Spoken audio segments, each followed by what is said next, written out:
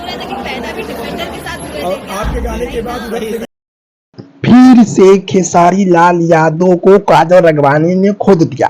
ये मिल गया यूट्यूबरों को मसाला। क्या बात करता रहा, बना दी क्या वीडियो। चला तो स्टार्ट करता नहीं अभी मजा आएगा ना। एक गाना आया डिफेंडर से ऑटो पर, आपके गाने के बाद उधर से अरे मैं तो कुछ भी बोलूंगी, गाना बनाने लगेंगे क्योंकि घर में लक्ष्मी लानी है ना उन लोग को, पैसे तो उसी से कमाएंगे।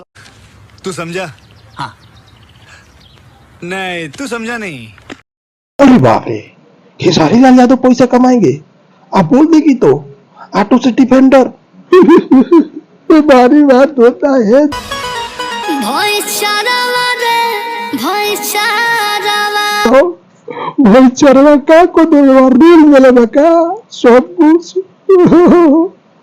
बहुत बढ़िया हो जा। अब सुनो हमनी अरे का भइल रे? जे तोह के भॉइस बनावला सब करे के चरवा कहेली।